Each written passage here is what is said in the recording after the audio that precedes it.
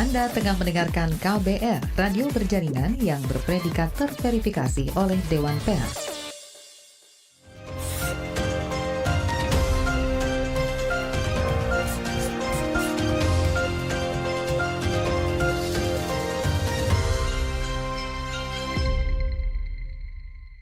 Ruang Publik KBR dipersembahkan oleh Koalisi Jaskop. Selamat pagi saudara, kita berjumpa kembali dalam Ruang Publik KBR yang dipersembahkan oleh Koalisi Jaskop. Tema kita pada pagi hari ini adalah menebus polusi dengan uang, misi perdagangan karbon Indonesia di COP30. Saudara, dalam konferensi para pihak atau COP30 yang sedang berlangsung pekan ini, pemerintah Indonesia sangat gencar melakukan diplomasi karbon dan perdagangan karbon lintas sektor. Utusan khusus Presiden bidang iklim dan energi Hasyim Djogyo Hadikusumo mengatakan, pemerintah Indonesia berupaya memperluas akses pasar global dan memperkuat kredibilitas unit karbon nasional. Bagi pemerintah, perdagangan karbon adalah jalan untuk menunjukkan komitmen penurunan emisi gas rumah kaca dengan target nationally Determined Contribution atau NDC sebesar 31,89% dan sebesar 43,2%-nya dengan bantuan internasional pada 2030 mendatang. Untuk mendukung perdagangan karbon itu, pemerintah telah merevisi kebijakan perdagangan karbon. Dalam peraturan terbaru ini, pemerintah mengakomodasi pasar karbon sukarela. Bagi masyarakat sipil, pendekatan karbon adalah jalan sesat dalam mengatasi krisis iklim. Sebab penurunan emisi gas rumah kaca bukan satu-satunya jalan untuk mengatasi krisis iklim. Penurunan emisi gas rumah kaca memang suatu keharusan, namun kemampuan pemulihan lingkungan dan sosial dalam menghadapi krisis iklim juga sesuatu hal yang mutlak untuk dilakukan. Karena itu, kita akan sama-sama membicarakan apakah perdagangan karbon merupakan solusi yang tepat bagi krisis iklim Indonesia dan kira-kira bagaimana ya kesiapan Indonesia melakukan perdagangan karbon. Siapa-siapa saja nih yang diuntungkan dalam perdagangan karbon ini. Dan kita akan perbincangkan hal ini lebih jauh lagi dan Anda bisa ikut bertanya atau memberikan komentar melalui telepon bebas pulsa di 0800 245 7893 atau juga bisa melalui WhatsApp di 0812 118 8181 atau juga mungkin bisa melalui live chat YouTube KBR Media dan mention ke Instagram @kbr.id karena perbincangan ini juga bisa disimak di 50 plus radio jaringan KBR di Indonesia dari Aceh hingga Papua. Kami juga bisa mengajak Anda untuk menyaksikan melalui live streaming via website kbr.id dan juga YouTube KBR Media. Dan perbincangan kali ini juga merupakan bagian dari diskusi 2 mingguan Nexus 3 Krisis Planet yang digelar oleh Koalisi Jaskop. Pagi ini saya bersama dengan Mbak Puspa Dewi dari Wahana Lingkungan Hidup atau WALHI sudah siap nih untuk ngobrol-ngobrol. Halo, selamat pagi Mbak Puspa. Selamat pagi. Sudah siap ya kita ngobrol-ngobrol pagi ini ya. Oke, tapi mungkin sebelum kita mulai obrolan kita mengenai misi perdagangan Indonesia di ajang COP30 nih, mungkin kita boleh sama-sama simak terlebih dahulu kali ya. Pernyataan dari Riko Wahyudi selaku peneliti Research Center for Climate Change Universitas Indonesia berikut ini. Mari kita saksikan videonya bersama-sama.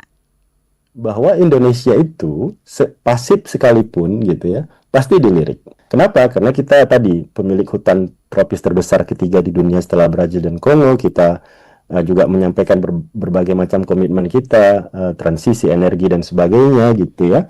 Namun yang jadi concern kita adalah kesiapan kita untuk kalau kemudian kita mengusulkan sesuatu di negosiasi internasional dan kemudian orang mau setuju, kesiapan kita tuh gimana gitu. Nah ini saya nggak tahu ya rahasia negara atau tidak, kayaknya enggak, karena ini Biennial Transparency Report kita. Ini bukan data yang saya bikin-bikin, bukan data yang saya olah, bukan data yang UI olah.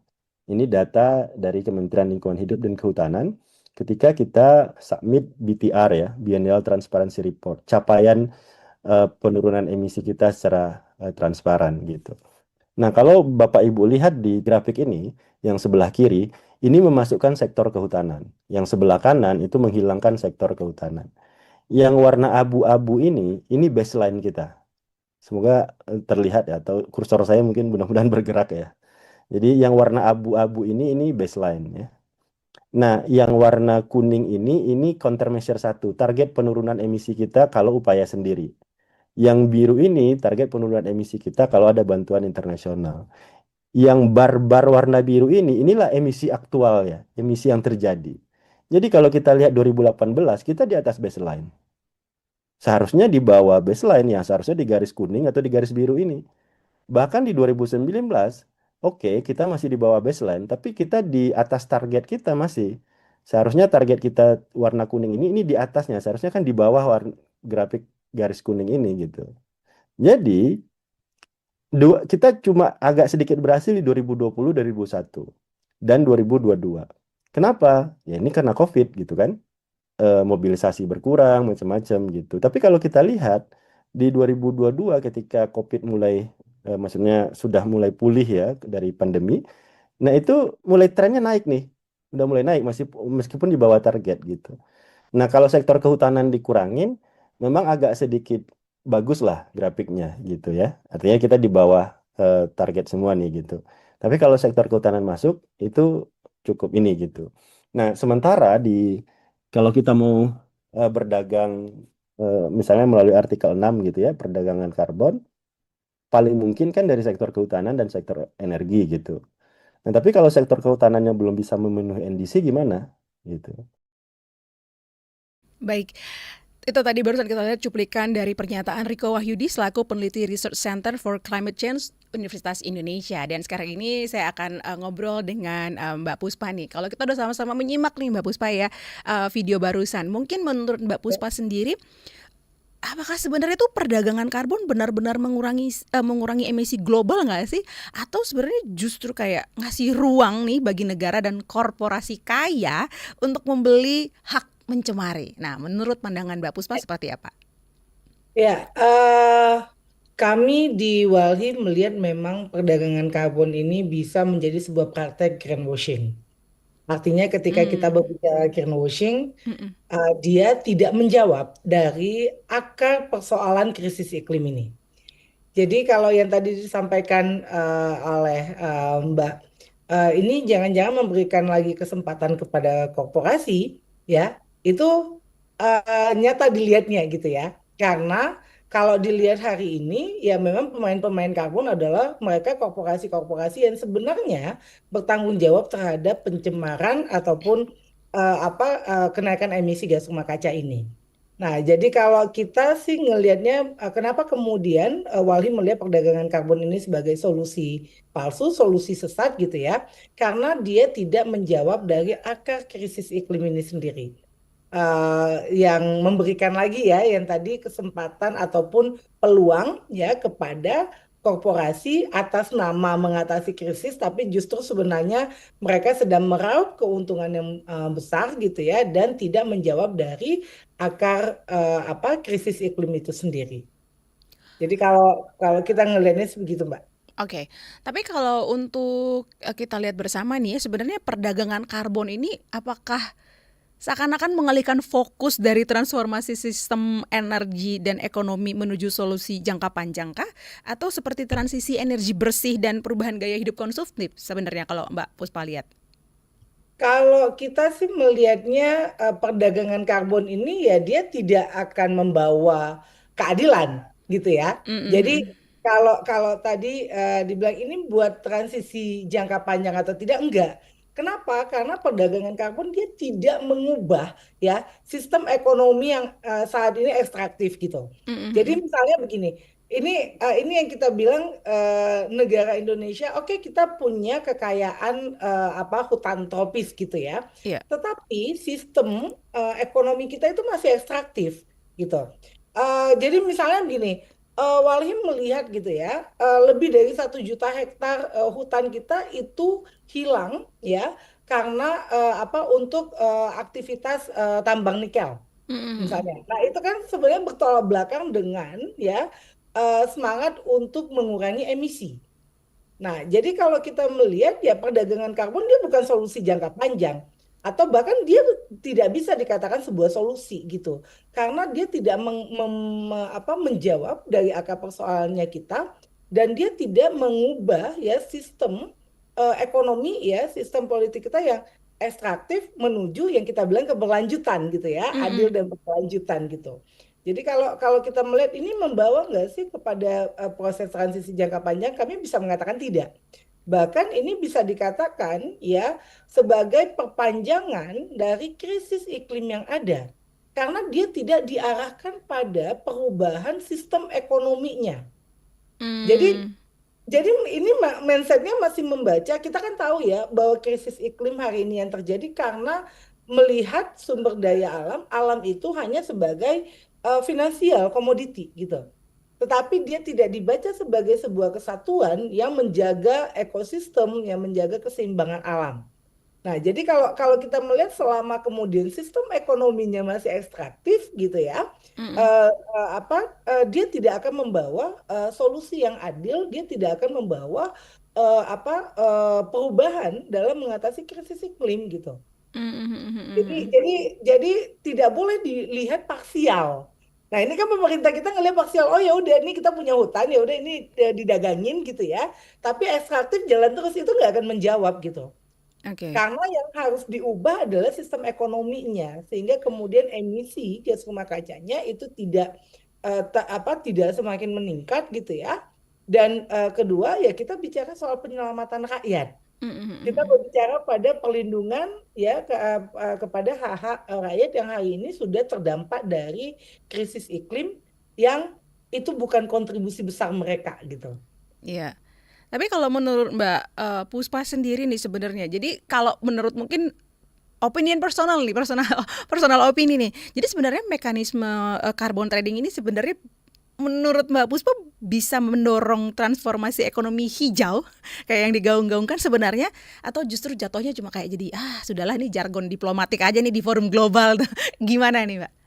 Banget. Jadi kita Hmm. melihatnya ya bahwa pemerintah Indonesia itu ya hanya dagang tetapi tidak membawa ya makanya Walhi dari awal pembukaan pavilion gitu ya ataupun menjelang COP ini kita mengeluarkan berbagai rilis mudah-mudahan ini nyampe kepada pengambil kebijakannya kita gitu ya. Dia tidak kalau kalau dilihat mekanisme pasar ini ya hanya jualan saja tanpa kemudian melihat persoalan real ataupun fakta-fakta masyarakat yang terjadi di komunitas gitu ya, di akar rumput. Jadi kalau kita bilangnya ini pemerintah lagi buka toko karbon ini di sana gitu ya, yo dagang, yo datang, tapi dia melupakan ya pada rakyat Indonesia, terutama yang mereka masyarakat rentan, yang hari ini sudah mengalami kerugian ya, kehilangan, kerusakan gitu ya karena krisis iklim. Jadi kalau Hmm. kita melihat selain kalau yang tadi disampaikan dengan video awal ya, ini Mm-mm. pemerintah kita siap atau enggak ya dengan ketidakjelasan. Kita punya Perpres nomor yang 110 2025 gitu ya. Tapi tetap kemudian ketidakjelasan mekanisme dan sebagainya ya. Dan bagi kami sendiri Perpres itu ya hanya memperpanjang ya keuntungan, memperpanjang kerusakan ekstraktif yang itu dilakukan oleh korporasi seperti itu. Jadi Mm-mm. kalau dilihat ini mekanisme pasar ini jangan-jangan hanya jualan ya iya gitu. Karena ya kita lihat bagaimana pembukaan pavilion Indonesia gitu ya. Mm-mm. Dengan tidak mengedepankan bagaimana situasi krisis iklim hari ini berdampak terhadap masyarakat di Indonesia, terutama mereka yang juga berada di pulau-pulau kecil gitu ya, yang sangat rentan sekali terhadap situasi krisis iklim ini. Jadi Mm. kalau dilihat sih ya mekanisme pasar ini ya bagian ya dari perdagangan karbon yang kami menganggapnya adalah solusi sesatnya, solusi palsunya. Oke, seperti akan banyak lagi nih pertanyaan nih. Ini udah baru segmen satu udah mulai agak panas nih kita obrolin Mbak Puspa ya. Dan mungkin juga untuk Anda saudara, kalau misalnya Anda ingin bertanya atau mungkin ingin memberikan komentar, boleh kami tunggu komentar dan pertanyaan Anda melalui telepon bebas pulsa di 0800 245 7893 atau juga bisa melalui WhatsApp di 0812 118 8181 dan ruang publik akan segera kami lanjutkan setelah jeda berikut ini.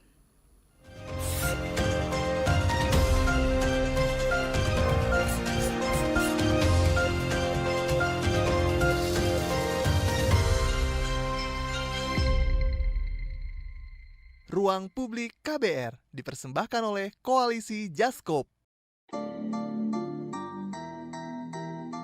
Come on yo, buat yang sukanya berhoax, you better listen to this one. Check this one out yo. Hati-hati kalau baca kabar Hoax, jangan langsung disebar kabar yang hoax, kalau mau tahu kabar benar atau hoax, dengerin cek fakta yang pasti bukan hoax, dengerinnya setiap Senin yang jelas bukan hoax. Cuma ada di kbrprime.id dan aplikasi podcast lainnya. Hoax, Sudah cukup hoaxnya? hoax, Cukup. Jaga emosi, tahan jari, verifikasi sebelum dibagi. Saya Ari Bowo Sasmito, Ketua Komite Pemeriksa Fakta Mafindo. KBR Prime, podcast for curious mind. Love Buzz, episode Arti Gay buat Dilan Sada. Gay is just, for me, it's just you love people for their personality, not their gender. Kamu suka sama seseorang bukan berdasarkan their gender. I've been gay since I was junior high, and it's been really hard. Even my closest friends, they make fun of me, and it was really hard growing up. That's why I moved to New York, because nobody cares. But it's cool. Like being gay is amazing. I mean, if you can think about it, like it's so hard to choose a gender because both genders are so beautiful. You know, I don't know. Maybe it's just me. Simak selengkapnya di kbrprime.id atau di aplikasi podcast lainnya. KBR Prime, podcast for curious mind. Ada kesedihan, air mata, dan trauma. Namun ada juga gelak tawa, bahagia, dan rasa bangga. Cerita kehidupan manusia adalah perjuangan dan pembelajaran. Pertanyaan di balik itu secara psikologi, apakah dia punya niat membunuh? Kan belum tentu. Saya kaget ketika ada konflik sesama orang Madura sendiri mengatasnamakan aliran keagamaan. Sejak itu, warga Syiah harus mengungsi sampai sekarang. Untuk kehidupan saya pada waktu itu aja nggak menentu kan. Boro-boro mikirin untuk perpustakaan gitu. Saga, cerita tentang nama, peristiwa, dan fakta. Liputan khas KBR ini telah memenangkan berbagai penghargaan nasional dan internasional. Anda sedang mendengarkan program Saga Produksi KBR.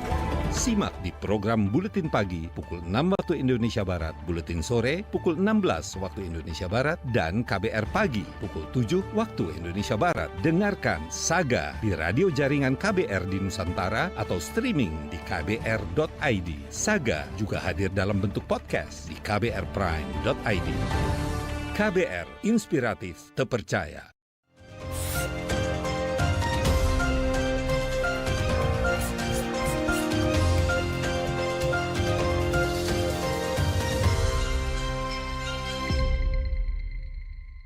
Ruang Publik KBR dipersembahkan oleh Koalisi Jaskop.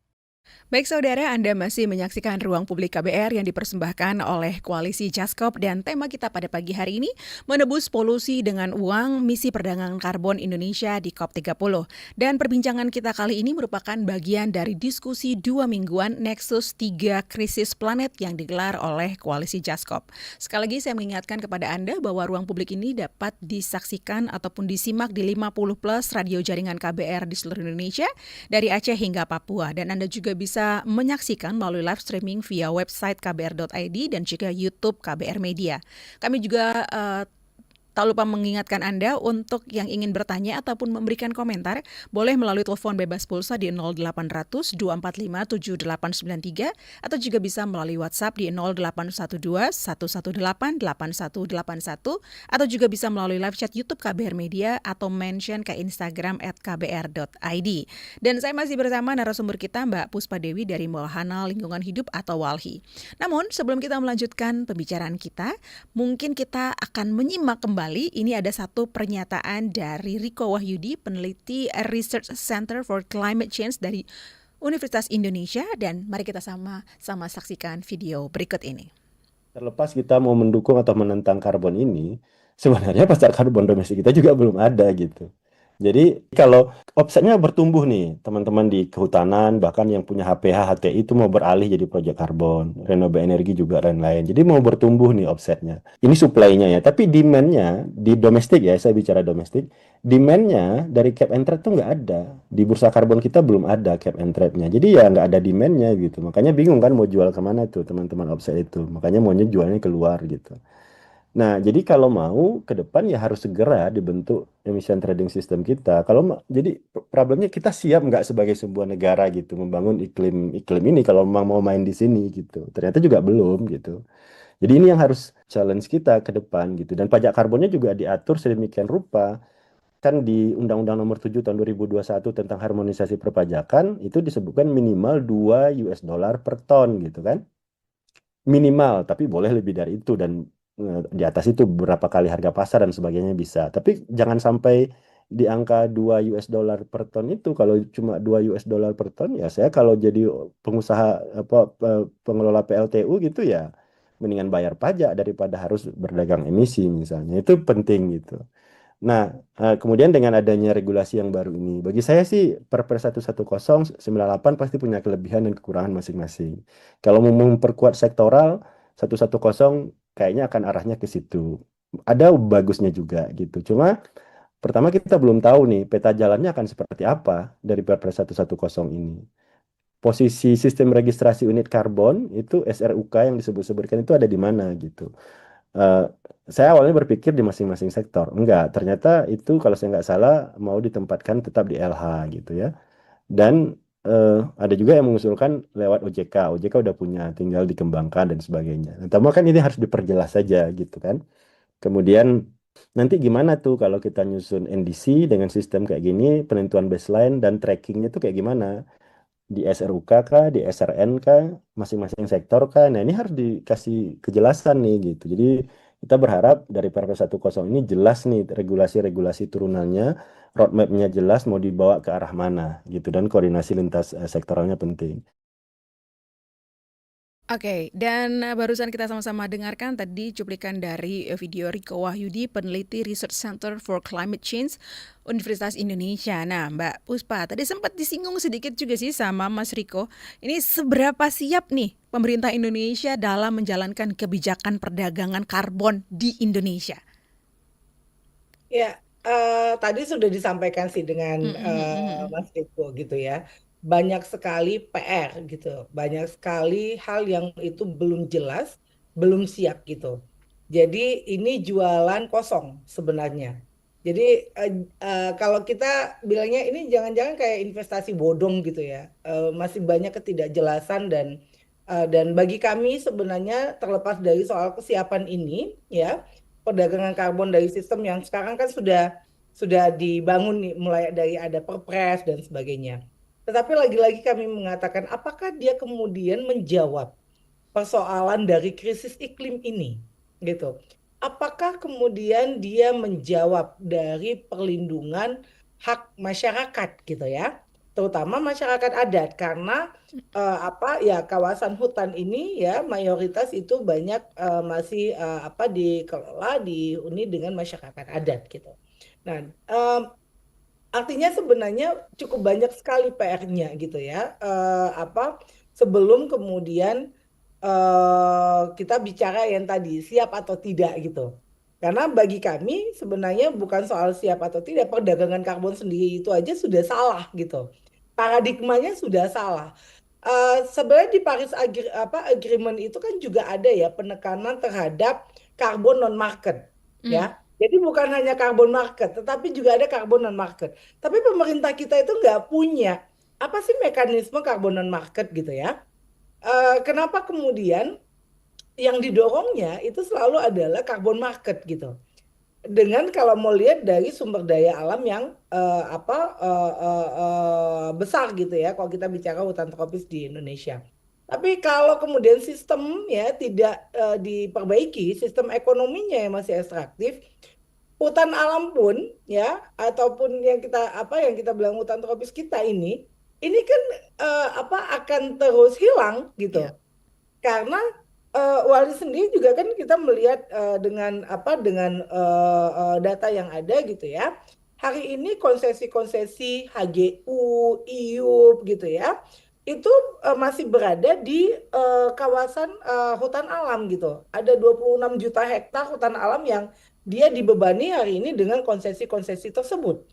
Nah, artinya kan ini kontradiksi gitu ya. Di satu sisi menjual, oh iya kita punya hutan gitu ya. Di satu sisi sistem ekonominya itu terus melakukan deforestasi. Iya. Gitu ya. Jadi ini kan agak aneh, makanya kenapa kita bilangnya ya ini hanya untuk mendapatkan finansial biaya, tapi dia melupakan hak rakyat gitu. Kalau ditanya bisa nggak sih kita tanpa menggunakan skema non market gitu ya? Harusnya bisa gitu. Kenapa? Karena kalau kita kembali lagi pada tanggung jawab negara-negara maju terhadap negara berkembang, harusnya itu bisa gitu. Karena sampai hari ini kan negara maju itu belum semuanya memberikan komitmennya. Yang ada yang disepakati ya dalam UNFCCC gitu. Ya. Jadi kalau kita melihatnya tadi siap atau tidak ya, bagi Walhi bukan soal siap atau tidak, tapi skema perdagangan karbon sendiri itu adalah masalah gitu. Karena dia tidak menjawab dari akar masalah, justru ya kemudian melanggengkan ya ataupun memperpanjang aktivitas korporasi-korporasi untuk menguasai ya wilayah-wilayah ya, menguasai sumber daya alam di Indonesia seperti itu. Dan ini sangat berpotensi terhadap menyingkirkan ruang hidup gitu ya, menyingkirkan masyarakat adat, masyarakat lokal ya terhadap kawasan hutannya seperti itu. Dan itu udah ada beberapa praktek. Jadi kalau kita lihat lagi ya, misalnya praktek REDD plus di Kalimantan Tengah, bagaimana kemudian masyarakat adat ya, masyarakat lokal itu tidak bisa lagi mengakses hutannya ya. Dengan yang dia masuk pada kawasan konsesinya REDD+. Nah itu udah ada gitu, praktek-praktek begitu. Nah bagaimana kemudian pemerintah harusnya ya itu melindungi ya akses masyarakat ya terhadap hutannya. Bahkan kalau dilihat harus ada perbaikan di sektor kehutanan hari ini yang masih dibebani pada konsesi-konsesi yang tadi. Jadi PR-nya sebenarnya di Indonesia, makanya kita bilang, ini jangan ngomongin loncat dulu dong ke sana gitu. Iya, karena betul. di sistem negara kita aja masih banyak sekali persoalan. Deforestasi yang hari ini terjadi juga itu meningkatkan bencana ekologis kita. Betul. Ya, itu aja kalau dilihat ya, sampai 2024 saya nggak tahu Bappenas udah ada prediksi yang baru atau belum gitu ya. Di prediksi sebelumnya ya, Bappenas itu memprediksikan kerugian negara ya dalam karena dampak dari krisis iklim ini itu mencapai 544 triliun. Wow. Ya.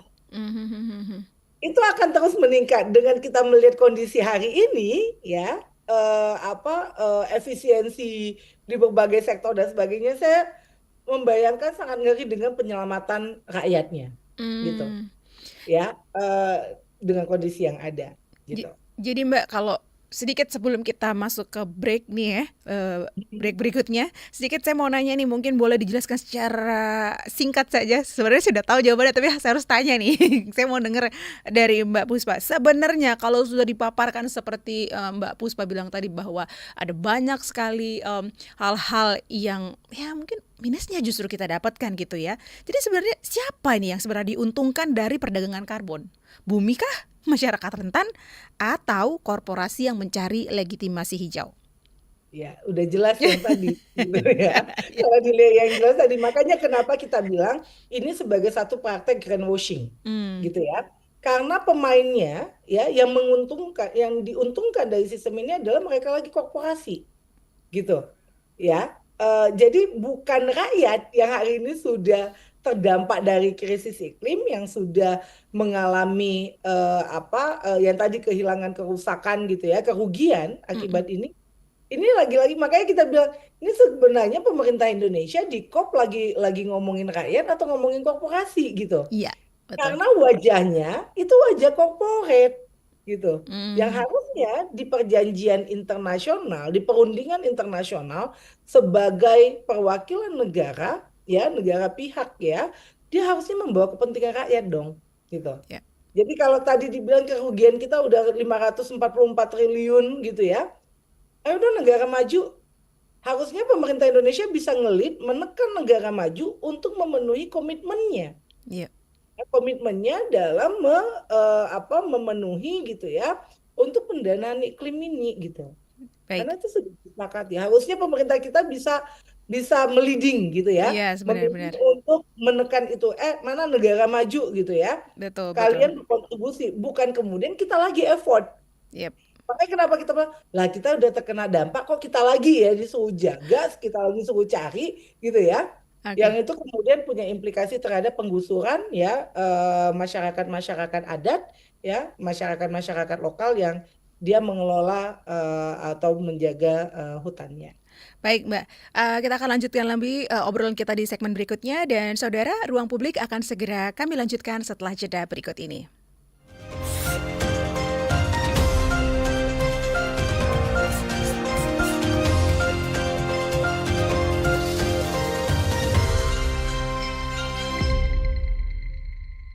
Ruang Publik KBR dipersembahkan oleh Koalisi Jaskop. Sekarang nomor telepon bebas pulsa KBR menjadi 0800 2457 893. Jangan lupa 0800 2457 893. Aduh, gue sedih banget ya rasanya. Nggak tahu kenapa, kayak sedih banget gitu. Emang lo ngerasanya gimana? Ya pikiran gue tuh kayak nggak karuan aja gitu, kesana kemari. Terus pas lagi sedihnya tuh dapetnya yang bener-bener sedih banget. Itu udah 2 hari begini terus. Oke, kita coba tanya Mbak Google ya. Apa ya kata kuncinya? Oh, coba gini deh. Ciri-ciri orang depresi. Gitu kali ya. Wah, nemu nih. Ciri-cirinya sama banget kayak lo nih. Jadi, katanya nih, kalau lo sedih 2 hari itu... Disko, diskusi psikologi. Halo Warriors, gue Kevin di podcast Disko, diskusi psikologi persembahan Into the Light Indonesia. Hapus stigma, peduli sesama, sayangi jiwa. Kalian gak boleh loh diagnosa sendiri. Yang harus kalian lakuin adalah konsultasi ke psikolog atau ke psikiater. Kalau misalnya kalian ingin tahu tentang kesehatan mental langsung dari pakarnya, yuk dengerin podcast Disko, diskusi psikologi di kbrprime.id. KBR Prime, podcast for curious mind. Transfer ke sini udah, bayar ini juga udah. Ke gue udah. Allah, pertumbuhan ekonomi tuh lagi melambat, persis kayak tabungan gue. Betul banget, harus matang ngelola keuangan. Pengennya tuh investasi sesuatu gitu ya. Apa gitu yang cocok dan menguntungkan? Coba dengerin Uang Bicara deh. Gue belakangan lagi dengerin podcast itu di KBR Prime. Reksadana yang tadinya 500 juta udah turun dari 250 juta sekarang 10.000. Sama kita ngopi, mahalan mana? Ketika itu ada keputusan yang kayak begitu, investor harus tahu gitu, oh ada keputusan ini berarti implikasinya apa? Orang mungkin perluas literasi kamu lewat podcast Uang Bicara. Uang Bicara menavigasi kamu dengan menghadirkan bahasan-bahasan seru dan populer mulai dari investasi sampai kebijakan. Dipersembahkan oleh KBR Prime dan bisa didengarkan di KBR Prime, Spotify, dan platform mendengarkan podcast lainnya. KBR Prime, podcast for curious mind.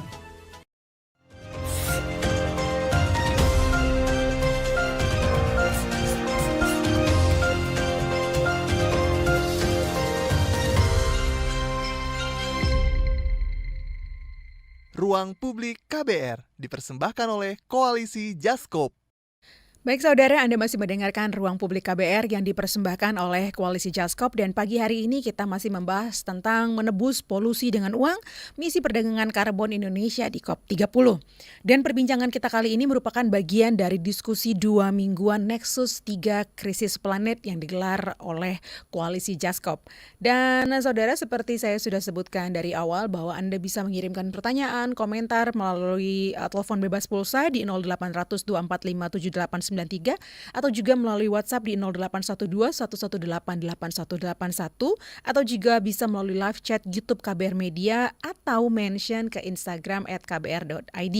Dan Mbak Puspa, hari ini kita sudah mendapatkan lumayan banyak nih pertanyaan dan komentar. Mungkin kita bacakan dulu satu persatu ya sambil kita menunggu penelpon bebas pulsanya tersambung. Ini dari Titi Momo F3336 nih dari YouTube. Titi Momo berkata, kalau polusi bisa ditebus dengan uang, apakah itu berarti perusahaan besar tetap boleh merusak lingkungan selama mereka sanggup membayar? Kemudian ada dari Purbaya Jaya Diningrat, Indonesia kalau di ranah global cuma omon-omon soal menekan polusi dan lain sebagainya. Semua industri di negeri ini bikin polusi, tambah rusak, aturan semua ditabrak. Dan kita sudah tersambung dengan penelpon, mungkin kita angkat dulu ya Mbak Puspa ya. Halo, selamat pagi, dengan siapa? Halo? Selamat pagi. Selamat pagi, saya dengan siapa? Dari mana? Saya Zaki dari Bali. Oke, silakan Mas Zaki. Iya, tadi menarik banget perbincangannya. Terus juga kalau saya lihat kan, berarti pemerintah itu juga gencar banget nih dagangan karbon. Tapi ada sih contoh nyata di Indonesia yang dimana perdagangan karbon ini benar-benar nggak bantu memperbaiki lingkungan atau mungkin ekonomi lokalnya atau malah sebaliknya ya. Oke, contoh nyatanya ya berarti ya Mas ya. Oke, ya. Itu saja pertanyaannya atau ada pertanyaan lain? Sudah cukup. Oke, terima kasih Mas Zaki. Nanti kita akan bahas bersama dengan Mbak Puspa. Saya bacakan dulu lagi ya Mbak Puspa, beberapa pertanyaan yang sudah masuk.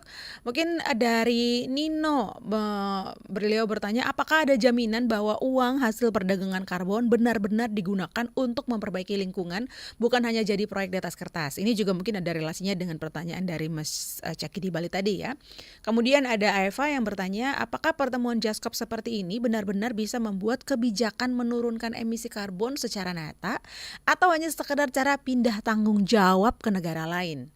Kemudian ada dari Lili yang bertanya, Indonesia katanya punya potensi besar dari hutan dan lahan gambut untuk jual karbon kredit. Apakah masyarakat lokal di daerah hutan ikut menikmati manfaatnya? Sepertinya pertanyaannya hampir korelasi semuanya. Ini manfaatnya ke siapa? Mungkin gitu ya, Mbak Puspa ya. Contoh konkretnya ini mana ini gitu? Silakan Mbak Puspa, mungkin komentarnya atau mau menjawab salah satu pertanyaannya, silakan. Ya, yang tadi sebenarnya dari segmen pertama udah disampaikan gitu ya. Tapi nggak apa-apa. Ini kita akan melihat dari bukti nyata. Pertama, ya Indonesia itu kita masih PR terhadap pengakuan hak ya dan perlindungan masyarakat adat. Kita tahu hari ini RUU masyarakat adat aja itu juga belum disahkan gitu ya. Masih banyak sekali PR. Nah, yang kedua, kalau tadi ditanya, dia hanya memindahkan tanggung jawab ataupun dia hanya menguntungkan korporasi, tadi sudah disampaikan, karena kita tahu gitu ya, hari ini yang bermain pun di sektor kehutanan ya itu banyak korporasi-korporasi dengan berbagai aktivitasnya. Jadi mulai dari ada perkebunan skala besar gitu ya, iup-iup pertambangan gitu ya, maupun kemudian sektor-sektor kehutanan yang lainnya gitu ya, HTI dan sebagainya. Bahkan sekarang itu juga mulai dikembangkan atas nama transisi energi dengan HTE gitu ya, hutan tanaman energi. Lagi-lagi itu dikelola dengan masyarakat enggak gitu. Nah, makanya kalau kita melihat perdagangan karbon ini solusi atau tidak, kita bilang tidak karena dia tidak ya sejalan dengan prinsip keadilan iklim yang kita bilang. Apa? Satu, ya, kalau kita bilang tadi soal pengakuan, apakah ya negara kita mengakui nggak bahwa masyarakat adat ya masyarakat lokal hari ini dengan kearifan lokalnya, pengetahuannya gitu ya, itu menjaga alamnya gitu ya, bukan korporasi. Selama ini korporasi yang malah menghancurkan gitu. Itu satu. Kedua, kalau tadi kita bicara soal distribusi, siapa yang diuntungkan ya? Tadi soal mekanisme tadi sudah banyak juga dijelaskan, masih banyak soal ketidakjelasan, bahkan kita juga nggak tahu ya di mana kemudian tidak ada mekanisme yang jelas soal transparansi terhadap pendanaan gitu ya, ataupun yang keuangan untuk ini. Itu nggak jelas gitu. Nah, yang ketiga ya, balik lagi bahwa lagi-lagi ini ya memperpanjang karena dia tidak mengubah pola produksi dan konsumsinya. Jadi contohnya begini ya, saya mau ambil contoh yang soal nikel tadi gitu. Negara kita bilang jual karbon gitu ya dari hutan, tapi di satu sisi ya lebih dari 1 juta hektar itu dirusak ya karena tambang nikel yang mengatasnamakan untuk krisis iklim. Tapi pertanyaannya, dia mengubah nggak pola konsumsinya? Tidak gitu. Ini belum lagi kalau kita ngelihat dari tambang nikel mengubah ke baterai saja, dia masih menggunakan ya energi fosil. Iya. Ya, energi fosil. Jadi lagi-lagi ini tidak mengubah sistem ya ekonomi ataupun sistem ekonomi yang saat ini masih dikedepankan dengan pola-pola ekstraktif seperti itu. Nah, dan sekarang ya ancaman lainnya ya kita ngelihatnya ada sekitar 15 juta hektar kawasan hutan pun yang dia terancam untuk proyek-proyek ya pangan ya. Teman-teman mungkin kawan-kawan Papua yang mendengar ini tahu bagaimana hari ini ya perjuangan kawan-kawan Papua melawan food estate gitu ya, karena dia merusak, dia deforestasi, merampas hak masyarakat adat dan sebagainya. Jadi kalau dilihat tadi, kita yang hari ini sudah merasakan cuaca ekstrim, banjir, tadi ada dari Bali ya, dari Bali yang menelpon saya, kita tahu ya 2 tahunan terakhir, 3 tahunan terakhir Bali itu sering sekali mengalami bencana iklim ya yang luar biasa. Pertanyaannya, itu yang dikedepankan nggak dengan negara kita? Tidak.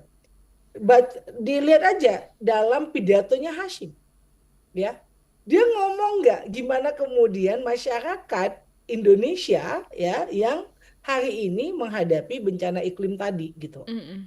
Ya, jadi kalau dilihat tadi ini apakah hanya menguntungkan korporasi? Iya. Apakah ini hanya apa sih namanya tadi di COP gitu ya? Ya, mindsetnya adalah hanya untuk cari uang. Mindsetnya bukan untuk penyelamatan rakyat. Iya. Ya, itu yang kita sangat miris gitu ya dengan melihat yang sudah dialami oleh rakyat, tapi itu bukan menjadi, coba aja kita lihat ya, call awalnya itu bukan yang disampaikan Hasyim, bukan. Artinya rakyat itu di belakang gitu loh. Ya, bukan kemudian menjadi subjek ya utama untuk diperjuangkan. Nah, berikutnya ini juga seperti ngalih tanggung jawab nggak? Iya. Karena begini, siapa yang menyebabkan kenaikan emisi? Corporate. Ya, nah itu sangat kecil. Tapi hari ini kita dipaksa kalian, terutama bagi mereka yang berada di kawasan hutan gitu ya, yang di sekitar kawasan hutan, yang tempat tinggalnya di sana, interaksinya di sana gitu ya, karena mereka melihat hutan itu tidak hanya finansial ya, bahkan mungkin itu finansial adalah urutan keberapa, tapi lebih kepada keseimbangan alamnya, ada spiritual di dalamnya, ada untuk obat-obatan, pangan dan sebagainya gitu. Nah, jadi kalau dilihat kok mereka yang mencemari ya, kita disuruh jaga dan itu kita dihambat untuk mengakses gitu. Nah, sementara mereka terus aja berproduksi, terus aja mengeluarkan emisi. Itu kan kayak kalian yang buat rusak, kok kita yang tanggung jawab gitu. Kan yang harusnya kan hari ini kita yang menuntut mereka, kalian loh yang kemarin itu udah berhutang dengan kita gitu ya, dengan rakyat Indonesia, balikin dong itu gitu. Tanpa syarat. Nah, tanpa syarat ya. Karena hari ini skemanya yang ada pun itu juga masih banyak pada skema utang. Jadi teman-teman tahu juga bicara soal transisi energi gitu ya, makanya nggak jalan-jalan juga gitu ya.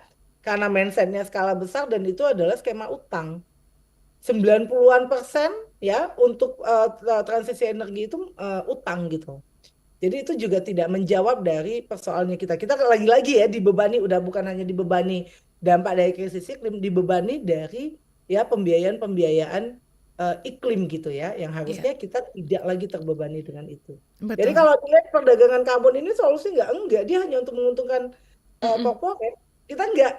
Jadi kita yang baik itu yang di perkotaan ya, kawan-kawan yang di perkotaan gitu ya, ojol atau siapapun, nggak tahu kita. Kita hanya tahu panasnya cuaca ekstrim, besok kita sakit gitu ya. Tapi kemudian tidak merasakan kalau mau dibilang tidak merasakan manfaat dari kehadiran Indonesia di COP. Karena lagi-lagi dia tidak membawa ya suara rakyat gitu. Jadi kalau kita lihat dia sedang mewakili siapa? Pemerintah Indonesia di COP sedang mewakili siapa? Dia sedang mewakili kepentingan corporate.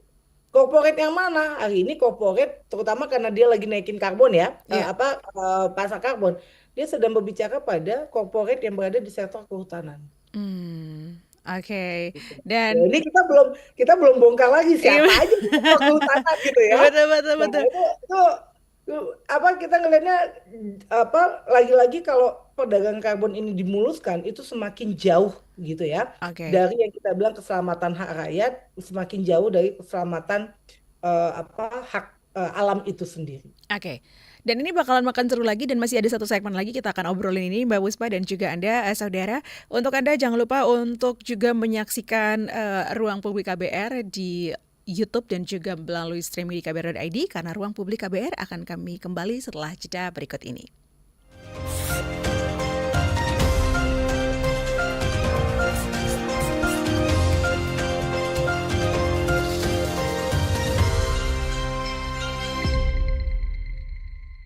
Warga negara Indonesia, warga negara Indonesia yang pernah bergabung dengan ISIS, ada yang menyatakan ingin kembali atau balik ke Indonesia. Ada beberapa wartawan juga yang mempertanyakan, sebetulnya kepulangan mereka itu ada payung hukumnya.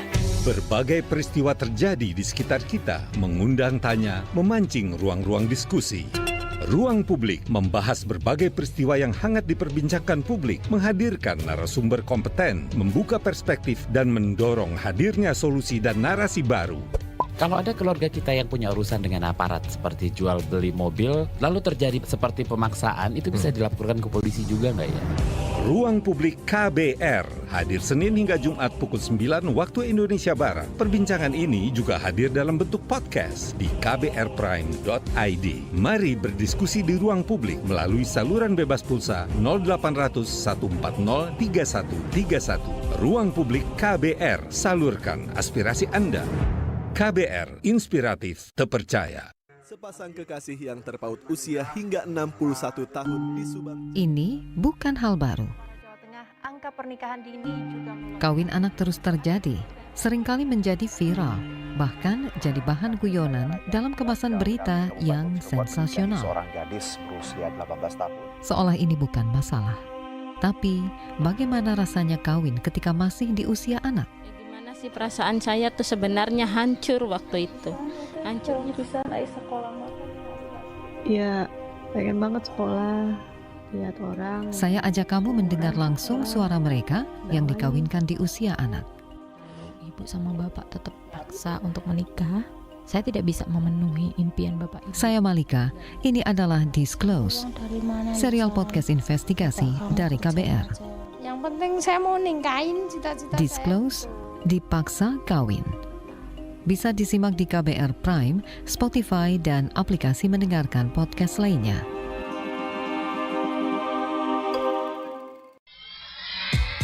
Yuk follow sosial media KBR, Twitter @beritaKBR, Instagram @kbr.id, YouTube Berita KBR.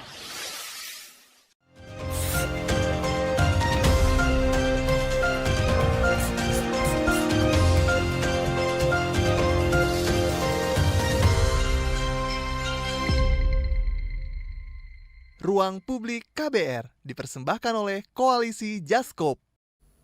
Saudara, inilah bagian akhir Ruang Publik KBR yang dipersembahkan oleh Koalisi Jaskop, dan pagi hari ini kita sudah membahas tentang menebus polusi dengan uang misi perdagangan karbon Indonesia di COP30. Dan perbincangan kita kali ini merupakan bagian dari diskusi 2 mingguan Nexus 3 Krisis Planet yang digelar oleh Koalisi Jaskop. Dan saya masih bersama dengan Mbak Puspa Dewi dari Walhi. Sebelum kita melanjutkan perbincangan kita akan sama-sama menyaksikan terlebih dahulu suatu cuplikan video dari Tori Kuswardono selaku Koordinator Sekretariat Aliansi Rakyat untuk Keadilan Iklim atau ARUKI. Kita sama-sama saksikan video berikut ini. Ini ada sejumlah studi gitu ya, bahwa mayoritas proyek karbon itu jadi ada overcrediting masif gitu. Baseline, terus kemudian pencatatan dan segala macam itu inflasinya sampai 30-100%. Jadi ada overcrediting, jadi ada klaim penurunannya itu overcredit. Yang kedua, dia tidak additional. Dia hanya ngejagain hutan aja, tetapi tidak ada additionalities, tambah besar, tambah banyak gitu. Karena sebetulnya kalau misalnya kita ngomong hutan alam kan sebetulnya bisa dikatakan bahasa judinya tuh plus gitu ya. Emisi yang diserap tuh makin lama makin dikit karena dia udah matang kan, mature. Sehingga dia menjadi stok gitu, bukan kemampuan sinknya tuh makin lama makin turun, tapi dia stoknya aja besar gitu. Nah, sehingga diperlukan additionality, artinya dia harus bertumbuh. Nah, ini nggak ada gitu. Terus kemudian ada soal krisis integritas global nih. Tahun 2023-2024 itu ada laporan dari Guardian, 90% credit rate itu tidak real, itu hanya di atas kertas gitu. Dan kemudian analisis 2024-2025 mengkonfirmasi bahwa metodologi perhitungannya juga lemah. Nah, terus kemudian Vera sendiri yang digadang-gadang oleh pemerintah Indonesia sebagai satu agensi yang memastikan integritas dari karbon hutan itu oke gitu, top gitu. Ternyata ada skandalnya di dalam. Sehingga kemudian sempat mundur kan, direkturnya sempat mundur, dan kemudian ada satu pertemuan Integrity Council for the Voluntary Carbon Market itu melakukan memperbaiki prinsip-prinsipnya gitu. Ternyata setelah dicek juga sepertiga kredit itu gagal pada core carbon principle. Ya macam-macam gitu, soal metodologi, soal integritas, soal FPIC-nya ya, soal padiatapanya, macam-macam gitu ininya. Nah, itu satu ya. Jadi mayoritas offset itu tidak mewakili pengurangan emisi ternyata gitu ya, sampai tahun 2025. Nah, terus yang berikutnya juga terbukti gitu bahwa moral hazard itu terjadi ketika harga karbon itu murah gitu. Ya daripada saya ganti teknologi, mendingan saya offset aja, beli aja offset, sehingga kemudian setelah di atas kertas gitu diturunkan, itu dilaporkan bahwa saya sudah net. Sehingga kemudian Socio-Ecological Institute di Swedia itu kemudian membuat studi itu 2019-2024, offset ternyata menurunkan laju dekarbonisasi sampai hampir nol. Jadi nggak ada gitu dekarbonisasi dari sektor di global, ya secara global itu Eropa terutama, itu sampai hampir nol. Kalau menggunakan offset itu justru dekarbonisasinya tidak terjadi. Terus yang berikutnya lagi juga dari International Energy Agency bilang bahwa offset tidak dapat menggantikan pengurangan absolut. Pengurangan absolut itu di mana? Pengurangan absolut itu ada di sumber emisinya, bukan lewat offsetnya. Jadi di pusatnya, di PLTU-nya, di industrinya, di sumber-sumber dari sampah gitu. Jadi kesimpulannya dia substitusi aja, tapi dia bukan mitigasi, dia tidak menurunkan gitu emisi secara keseluruhan. Oke, kita sudah dengarkan tadi pemaparan dari Mas Tori Kuswardono selaku Koordinator Sekretariat Aliansi Rakyat untuk Keadilan Iklim atau ARUKI, dan Mbak Puspa, mungkin ada pertanyaan ini sebelumnya ini, kalau apakah seluruh skema perdagangan karbon ini sebenarnya salah secara prinsip atau hanya praktik implementasi yang bermasalah, mungkin kayak manipulasi datanya kah, ketidakadilan kah, atau korupsi hijaunya gitu. Dan kalau memang perdagangan karbon dianggap tidak adil atau tidak efektif, sebenarnya apa nih mekanisme konkret yang lebih realistis untuk mendanai transisi hijau di negara-negara berkembang? Silakan Mbak Puspa. Mungkin boleh di-unmute dulu. Oke. Ya, ini bukan hanya kesalahan pada implementasi, tapi perdagangan karbon ini sudah salah dari paradigmanya, gitu. Jadi kalau tadi dibilang apakah memang secara prinsip ya salah, tadi videonya Bang Tori ya itu sudah menyebutkan bagaimana kemudian skema karbon market, karbon offset itu dia tidak bisa ya mengurangi ya laju gitu ya emisi gitu. Dia tidak bisa tidak utuh gitu ya kalau kita berbicara dengan dekarbonisasi gitu. Jadi kalau dilihat dia apakah salah implementasinya, menurut kami ya dari paradigmanya itu sudah salah. Kenapa? Karena lagi-lagi yang kita bilang dia tidak menjawab akar dari krisis iklim gitu. Akarnya ya, akarnya kan kita berbicara sistem ekonomi ekstraktif yang dia menyebabkan kenaikan emisi gitu. Kenapa? Karena perdagangan karbon itu masih memberikan ya ruang, peluang, bahkan memperpanjang ya corporate untuk melakukan ya pelepasan emisi untuk bisa menyumbang emisi lebih lebih tinggi gitu. Jadi itu sudah salah gitu. Nah, kalau ditanya mekanisme apa yang kemudian tepat ya. Satu, bagi kita ya sebenarnya kan gini ya, krisis yang terjadi saat ini dan banyak laporan yang bicara soal planet triple planetary crisis ya, itu sudah warning luar biasa yang harusnya itu menjadi titik balik. Bagaimana kemudian sistem ekonomi itu harus dibangun dengan berlanjut gitu ya dan adil gitu. Iya. Nah, itu harus diberesin dulu gitu. Jadi apa yang harus dilakukan pemerintah Indonesia? Evaluasi semua ya perizinan dan tidak kemudian melakukan atau membuka peluang izin-izin baru yang dia kembali menghancurkan lingkungan ataupun merampas hak rakyat. Kan orang bilang, oh kok karbon kan dia nggak merusak lingkungan. Iya, tapi dia menggusur hak rakyat gitu loh. Iya. Ya artinya kan sama saja. Kemudian dia tidak ya membawa kesejahteraan. Dan lagi-lagi tadi kita balik soal keuntungan. Nah, kalau kita bicara prinsip keadilan iklim, ada satu prinsip bicara soal keadilan distributif.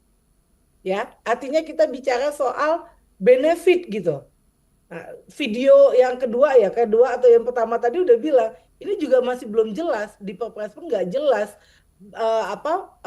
benefit yang untung buat masyarakat itu yang mana. Lagi-lagi pendekatannya adalah corporate gitu.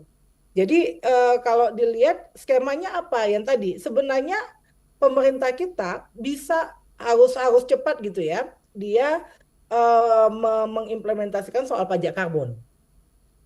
Ya, karena pajak karbon itu artinya ada tanggung jawab atau kewajiban bagi corporate yang dia sudah menaikkan emisinya untuk melakukan terkena pajak karbon seperti itu. Nah, dan yang paling penting adalah ya mengubah sistem ekonominya.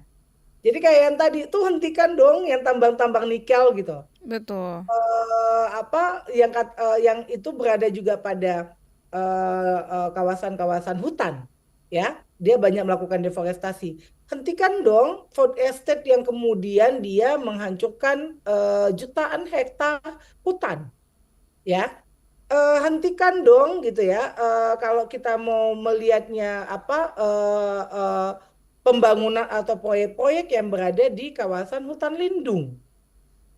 Gitu. Karena kita juga banyak melihat bagaimana misalnya proyek panas bumi geotermal itu berada pada kawasan hutan lindung. Betul. Nah, ini makanya kontradiksinya gitu ya.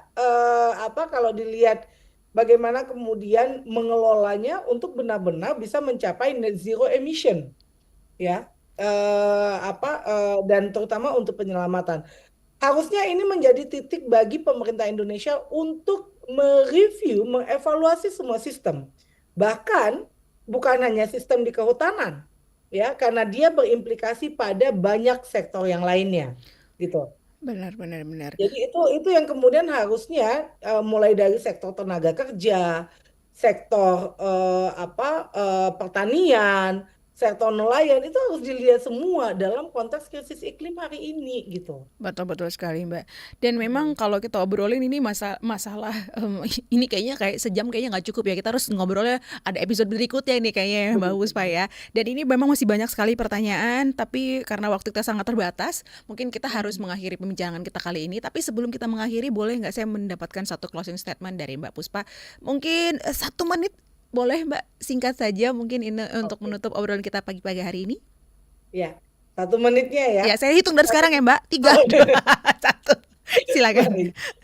Ya, kami meminta ya kepada pemerintah Indonesia untuk tidak lagi melanjutkan ya solusi-solusi sesat atas nama krisis iklim, baik itu perdagangan karbon maupun transisi energi yang hari ini ada dan proyek-proyek yang lainnya gitu ya, dan mengutamakan pada keselamatan ya rakyat, mengutamakan kepada keselamatan alam gitu ya.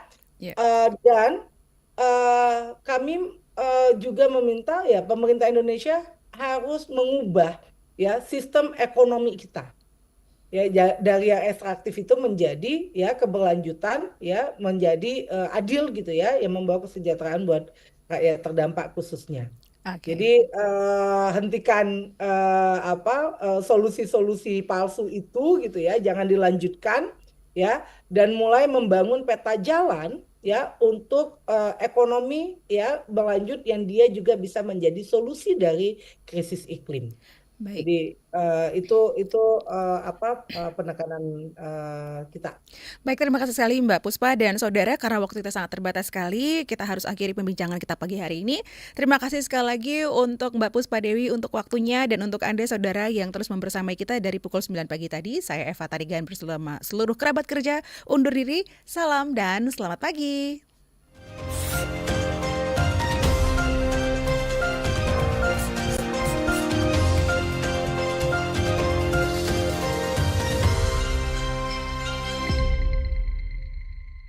Ruang Publik KBR dipersembahkan oleh Koalisi Jaskop.